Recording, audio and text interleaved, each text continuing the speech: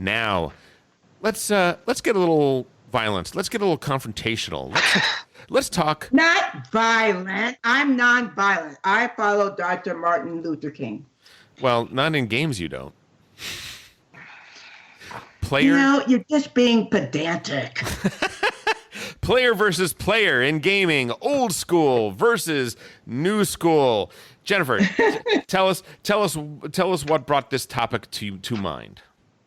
Okay, there's a couple of things. You know, as you people may know, I was one of the team members that co-designed Advanced Civilization, which then got turned into Mega Civilization, and which is now Western Empires. And so someone wrote me and said they didn't understand why we put road building into the game. Road building is a way where you can take your armies and take down another player's cities. Yep. Right? Exactly. And this is PvP, right? Because you're trying to win the game. So the other thing that also happened that has been happening in 18XX and very recent releases is the need for 18XX designers to add an export train action. Right. Okay? Mm-hmm. And this is because apparently players were playing 18XX in a way where they just played with two trains the whole game. Right. Okay? Yes. And because they're kind of expecting the game to move them along, I guess. I'm not sure. Because I could never imagine playing that way. And so what I started thinking about is that some of the Euro games that many people are playing, and some of them people are wanting to play 18XX, or maybe even do a destination game like Advanced Civ, right? And they are failing, though, to understand that these games, you have to go after other people. So in Advanced Civ, if someone has 9 cities and you're losing, well, you need to be talking to people to get that 9-city player down to 1 city. Right. One way of doing that is road building, right? Yep. Yeah. So, but it doesn't occur to these people. Well, yeah. So let's talk about why. So what we're saying here, to boil this down, is that old school players were brought up and trained in a situation where when they evaluate a game, they say, how do I slit your throat the most efficiently? Whereas game players that are of the more modern, more Euro version tradition are, how do I manipulate the game system to get the most points? Which are very, very different schools of thought, very different ways of looking and approaching the game, and probably why newer players are not train rushing in 18XX, and newer players are wondering why road building in Advanced Civ is still in there when obviously the tech from that doesn't develop well on the tech tree into other things, right? Right. Both of those schools of thought are more, what is the game letting me do, as opposed to, because let's face it, when you are explained 18XX, if you just read the rules, the game doesn't point you to, here's how you destroy somebody by rushing trains, right? It doesn't say that. It is right. It is actually something that it's sort of an unspoken thing. So that's kind of an interesting point. Whereas in Euro games, for the most part, when there is player versus player conflict, they have a whole section on it, and they explain what it is and why it is and how it works and all that sort of stuff. So, yeah. So have we what I don't want this to be is, I don't want this to be kids these days. They're so wimpy. They're none of them know how to take a punch. Hey, I'm the Afro Euro queen. Yes, you are. I'm right there. So, Trey, as the game designer in our group, what are the advantages of having less of that nowadays?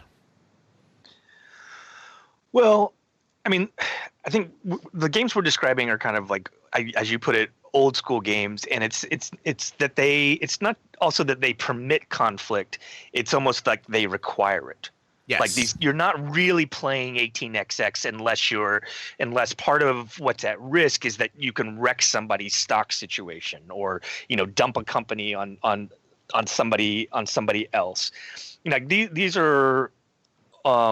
These are older games, and we're seeing sometimes players that never played those games that are playing more modern games.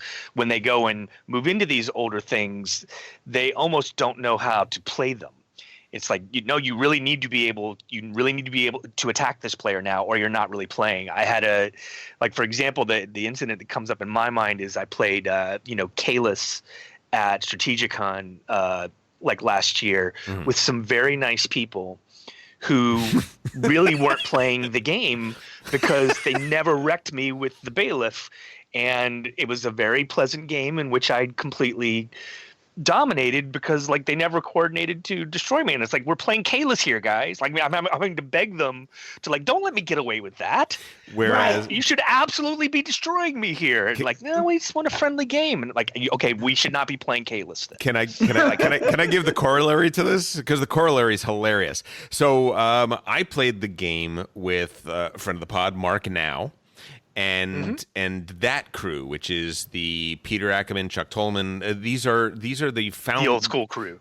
Yeah, some of the founders of the video game company Treyarch, actually, the geniuses. These guys are brilliant game designers, and they are old school gamers. We play Republic of Rome together, which we call the bickering simulator. That's all we call it. We played Advanced Civ together. We played all of these games. So we are old school gamers. We got Kalis out. I taught people Kalis. And we broke the game. Literally, everybody paid the maximum to move the provost back every single time. We generated so few resources that so few buildings were created. I was dying. I was laughing so hard. But that might be the ideal implementation of Kalis. That might be Kalis at its ultimate form, is this race to the bottom in which, no one gets anything of what they want. Well, there's a reason. Optimal play. There's a reason the croc designation goes to Chuck Tolman among other people. It wasn't purely ideal play. It was ideal play combined with you take my eye, I take your arm. It was one of those things where it felt like the Hatfields and the McCoys playing a game where if I've done anything to you, I will, you will pay it back to me tenfold before the game is over, and that became the entire goal of the game.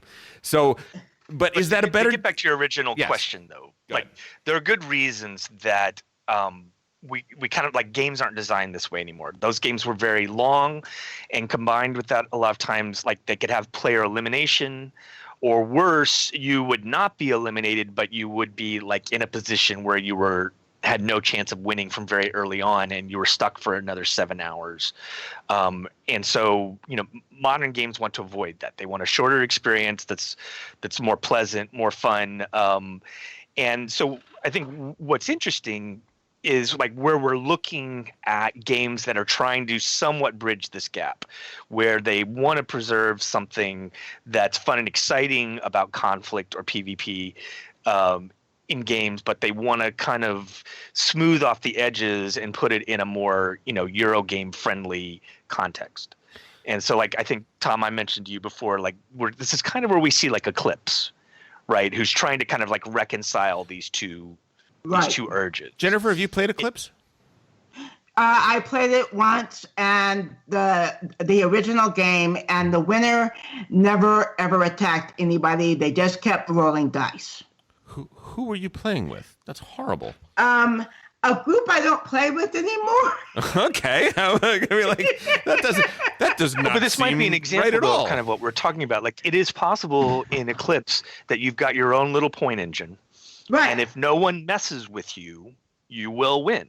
Right. And I was on the other side of the board, and the guy that was in the middle wouldn't do anything. And see, that's what I'm talking about, is that is that we play now in Euros. We play to win, although Tom and I had a good laugh at if our game breaker is trying to break Euros. But let's see what happens if we put Paul in a diplomacy game with experienced diplomacy players. Oh, yeah. That would be exciting. We're chumming the waters. It's I'm not sure. I'm not sure his. I think he'd have to play a game very differently than his table presence would have to change radically for him to be successful in it. Right. Right. Now, most likely. Now, there are modern Euro games. It's still fun to think about it because, I mean, you guys are diplomacy players, right? From a long time ago, right? Trey and I are both Los Angeles champions. Right. Right. And so you understand what truly breaking a game means, right? Oh, yeah. Oh, yeah. Right. Right. Exactly. And see, for me personally, like in 18XX, you look at it and you're like, okay, well, I know. Let me give you a really good example that just happened. I was teaching Ben and Elder 18 Chesapeake, right? Uh-huh. And so toward the end, I had a diesel, and they were letting me run for 570. Mm-mm. No. And there was the reason I was able to do that is because they didn't block a station that they had a token to block with. Right. So there is a difference. Like nowadays, PvP tends to be dudes on a map games, right? But really, when we're talking PvP, we're talking 18xx. We're talking a lot. There are a lot of different games that had that, right? There were Republic of Rome for one had a lot but of. Eclipse has it, right?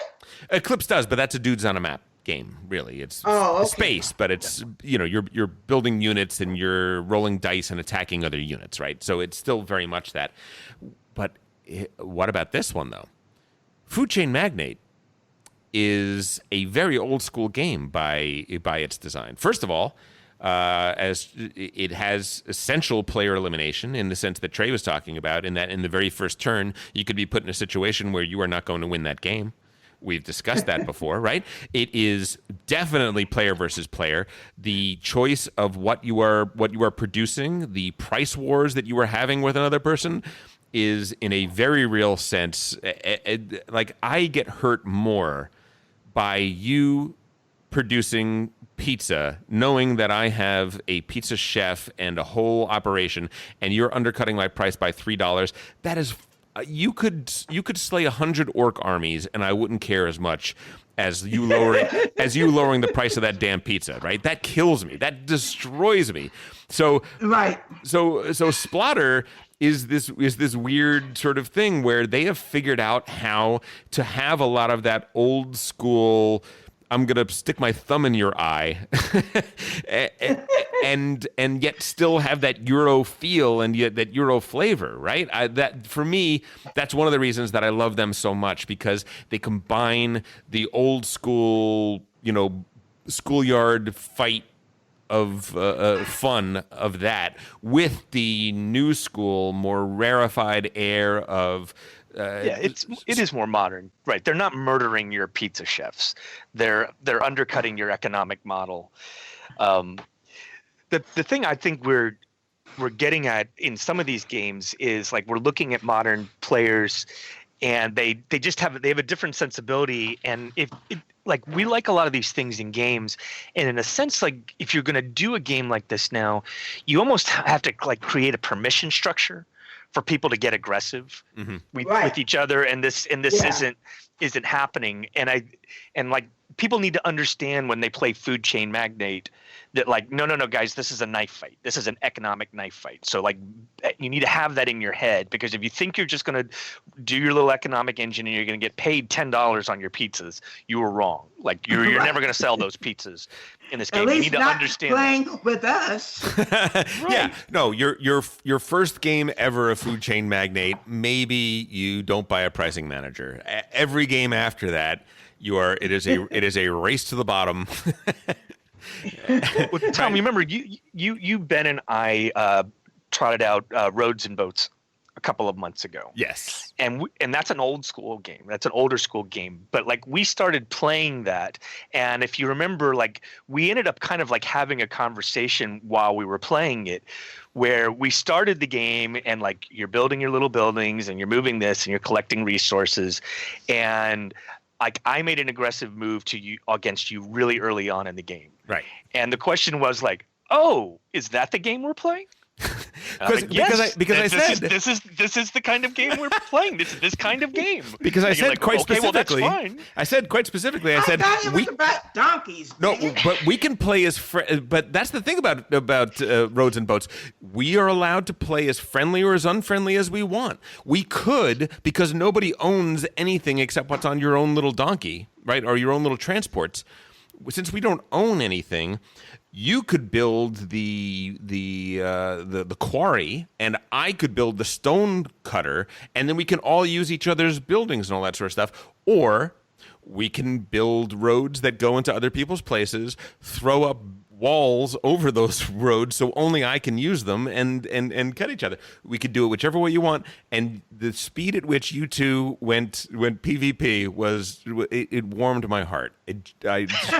Such joy. But just to get back to the point, though, like we ended up like having this sort of conversation of like, oh, are we playing that way? And, like I think that does kind of point to like, oh, like maybe in a modern game, like does it need to be explicit of like this is how you should play? Because it's weird. I think back to the origin of this discussion with Jennifer is like I think what she's objecting to is people are playing certain games a certain way that really doesn't suit the way they were designed for, and you might even be put in the position of being like the bad guy as a player when you play the game the way it's actually meant to be played. Right, exactly. And that's the whole thing. So you come in and you're teaching 18, like I taught Candace, 18 Chesapeake. And so, we had our gloves on, and so she was able to avoid bankruptcy. Mm-hmm. And so it kind of went along, but we said, that's your only game like that. After this, gloves off. Right. And you may very well go bankrupt because we just have like about 200 games on you, right? So and I think that's a very good rule to have. Like we're gonna play a gloves on, a mouthpiece in game the first time. We're gonna show you what's possible so that you're ready. But know that the second time you play, it's probably going to get a little bloody because even though you understand things, it takes a while for that to take root and for you to become competent at the blood sport that you are now entering, right? Well, yeah. The other thing that's good though is that I show her it's a competitive game. Even though we did have our gloves on, but we still train rushed, for example, right. Which is why she had to sell stock to buy a train. Right. Okay. Right. And so she can see, so this is how this game really is to be played. Right. Yeah, totally. For me, I think the takeaway I have from this discussion is that what has sort of happened to a large extent, not to an entire extent, but to a large extent, is we have gone from being people that sit down to play a game and play against players to being a group of people that sit down around a table and play against the game. I think to some extent, the reduction of PvP mechanisms in these games, I'm trying to win, I'm trying to be competitive, but the main competition is being able to outthink the game instead of outthink the player to some degree. And for me, that is a loss. That is one of the reasons that I love Food Chain Magnate so much. That I love the thing that no, I'm not just the game is the game and it teaches it has its rules and I have to follow those rules, but the real thing is how do I beat you? How do I get a leg up on my competition? And my competition is not a mechanism. My competition is the other people.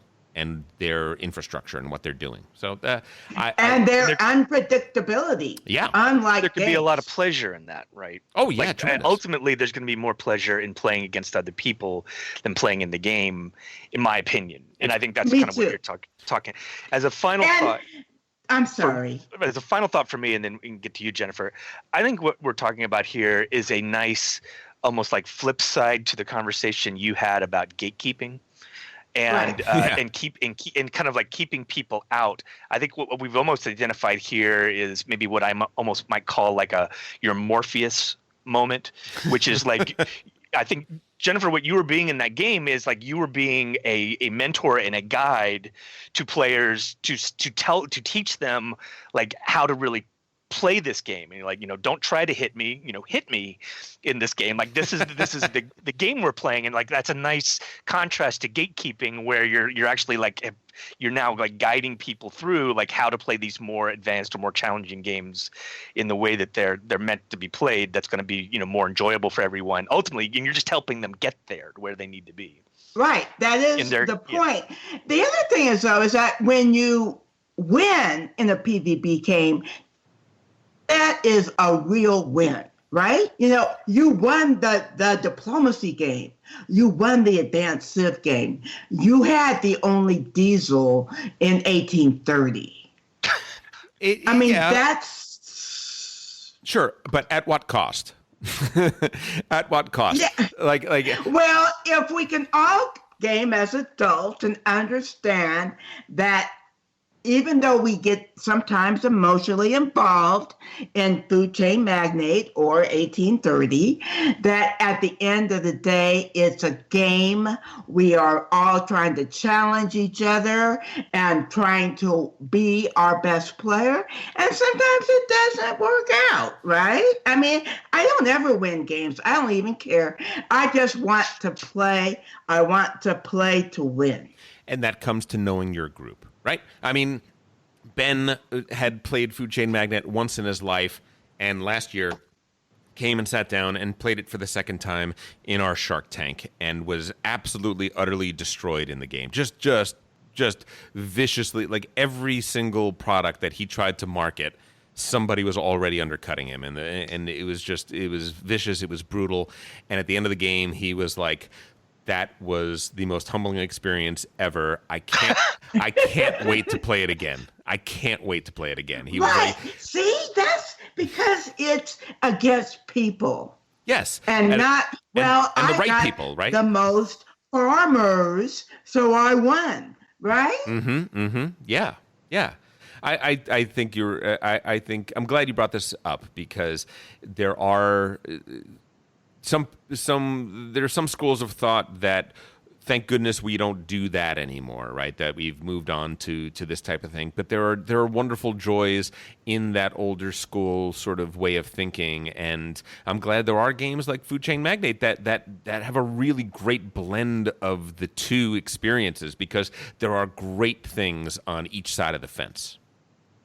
Right, yeah. And then also, everybody, you play the game that you enjoy. Don't worry about us. You don't have to play like us to have a good time. I'm just an old lady who likes, to beat people up on the board. That's all. Good for you. Good for you. Hey, if you enjoyed that video, you very well might enjoy the other videos you now see being suggested to you on screen. Also, we'd greatly appreciate it if you could like, share, or subscribe to our Game Brain channel. Thanks so much.